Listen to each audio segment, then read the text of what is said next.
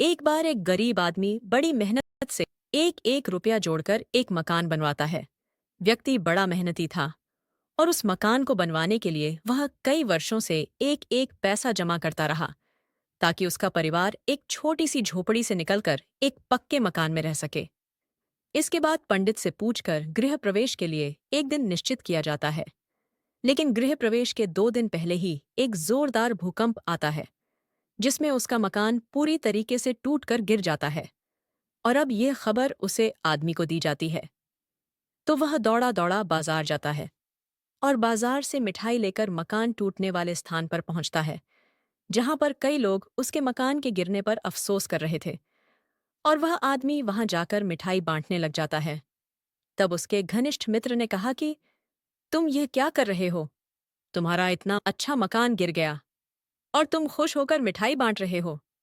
तो आदमी ने जवाब दिया, मुझे खुशी इस बात की है कि मकान गृह प्रवेश से पहले ही गिर गया, नहीं तो मैं और मेरा पूरा परिवार उसके नीचे आकर मर जाते। इसलिए मैं अपनी प्रसन्नता से मिठाई बांट रहा हूं। और वह कहता है कि जब हम किसी विपत्ति में फंसे होते हैं तो हम घटना का नकारात्मक पक्ष ही देखते हैं, जबकि सिक्के की तरह हर घटना के भी नकारात्मक और सकारात्मक दोनों पहलू होते हैं। किंतु हम परेशान होकर सकारात्मक पहलू की तरफ ध्यान नहीं देते। और वह कहता है कि अगर इसमें कोई व्यक्ति की जान चली जाती तो वह जान पैसों से कहीं कीमती है और वह पैसे देकर भी वापस नहीं आती। पैसे तो मैं फिर से कमा लूंगा, लेकिन मेरे हाथ पैर सही सलामत है। मुझे बस इसी बात की खुशी है, इसीलिए मैं मिठाई बांटने आया था। इसके बाद सभी लोग जान गए थे कि वह व्यक्ति सकारात्मकता का सागर है और वहां फिर से कई सालों बाद मेहनत करके मकान बना लेगा। और सभी लोग अपने घर पर चले जाते हैं और बाद में कई सालों बाद वह व्यक्ति उस क्षेत्र में एक प्रतिष्ठित व्यक्ति के नाम से जानना जाने लगा। सभी गांव वाले उसकी इज्जत करते हैं, उसकी बात मानते हैं, क्योंकि उस व्यक्ति में सहनशीलता, धैर्य, उसका स्वभाव में सहजता थी। इस कहानी से हमें यह सीखने को मिलता है कि मुसीबत के सामने नहीं चाहिए। जिस तरह उसे व्यक्ति ने अपने मकान गिरने पर भी बिना घबराए एक सकारात्मक बात सोच की, इस प्रकार जब हमारे जीवन में दुख आए तो मैं यह सोचना चाहिए कि ईश्वर ने हमें दुखों को सहने की शक्ति भी दी है और ईश्वर उन्हें को दुख देते हैं जो उन दुखों को सहन कर सकता है। यह सोचकर हमारे जीवन में आने वाली हर कठिनाई का सामना करना चाहिए और जीवन में आगे बढ़ते रहना चाहिए।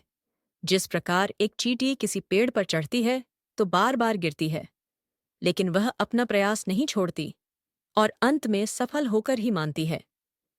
इस प्रकार हमारा जीवन है, हमें बार बार प्रयास करना चाहिए जिससे हम जो कार्य करना चाहते हैं वह सफल हो सके। वीडियो अच्छी लगी हो तो चैनल को सब्सक्राइब कर बेल आइकन को ऑन कर जाना। और आपका एक सब्सक्राइब से हमें बहुत बड़ा मोटिवेशन मिलता है और आगे ऐसी वीडियो देखने के लिए चैनल को लाइक भी कर जाना। धन्यवाद। आज से कई साल पहले एक बूढ़ा आदमी था। उसका एक लड़का भी था। वह लड़का बहुत आलसी था। बूढ़े आदमी ने कहीं कोशिश कर ली थी लेकिन लड़के में कोई सुधार नहीं आ रहा था। वह दिनों दिन और आलसी होता जा रहा था। एक बार बूढ़ा आदमी ने सोचा और एक तरकीब निकाली। उसने उसे लड़के को एक घड़ी दी और कहा कि इस घड़ी को बाजार में लेकर जाओ और पूछ कर आओ कि इसकी क्या कीमत है। बूढ़े आदमी की बात मानकर लड़के ने ऐसा ही किया। वह बाजार में गया और बाजार में जाकर उसे घड़ी की कीमत पूछने लगा।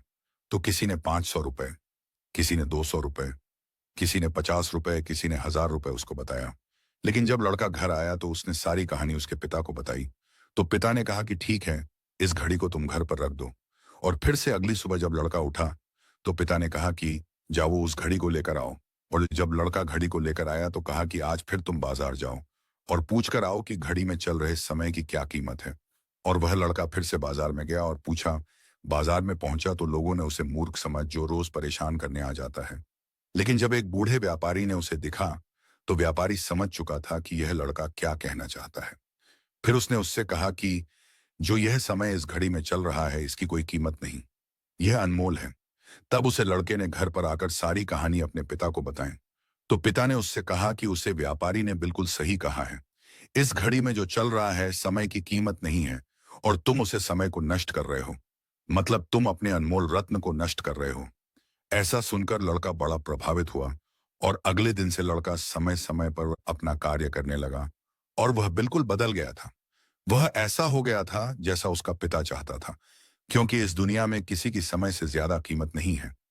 इस कहानी से हमें यह सीखने को मिलता, यह कहानी हमें यह भी सिखाती है कि हमें अपने जीवन में समय के महत्व को समझना चाहिए और इसे बर्बाद नहीं करना चाहिए। हमें अपने समय का सदुपयोग करना चाहिए और अपने लक्ष्यों को प्राप्त करने के लिए कड़ी मेहनत करनी